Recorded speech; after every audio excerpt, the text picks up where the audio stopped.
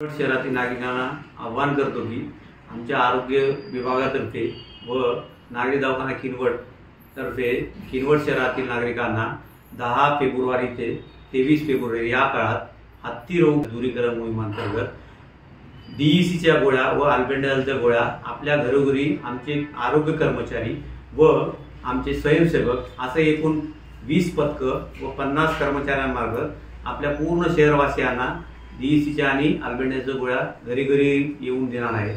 तरी मी सर्वांना आवाहन करतो की त्यांनी त्या गोळ्या त्या आमच्या आरोग्य कर्मचारी किंवा स्वयंसेवकाच्या समक्ष गोळ्या खाणं गरजेचं आहे, जेणेकरून आपल्याला आणि आपल्या परिवारातील लोकांना हत्तीपाय हा आजार होऊ नये।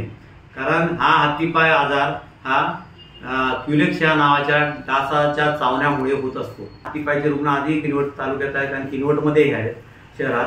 त्या हत्तीपायाच्या रुग्णाच्या रक्तात रात्री 10 ते 2च्या दरम्यान ते जंतू त्याच्या रक्तात वाहत असतात। असं त्या म्हणजे हत्तीपाय रुग्णाला चावलेल्या असतात, त्या जर आपल्याला परत चावल्या तर आपल्याला हा आजार होऊ शकतो, म्हणजे डासाच्या चावण्यामुळे होणारा आजार आहे।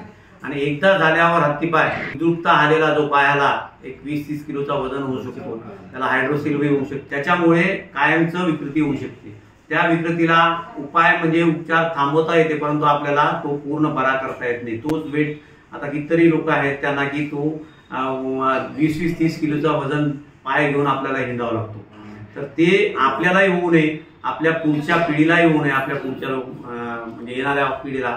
म्हणून हे दरवर्षी आपण DECच्या गोळ्या अल्बेंडाजॉलच्या गोळ्या आरोग्य विभागामार्फत आपल्याला देण्यात येतात। तरी आपण समक्ष खावे व आपल्या घरच्या लोकांना खाऊ घालणं गरजेचं आहे। तरी आव्हान आहे की परत सर्वांनी आपण आमच्या कर्मचाऱ्यांना आलेल्या लोकांना सहकार्य करा आणि स्वतः त्यांच्या समक्ष गोळ्या खाणं गरजेचं आहे।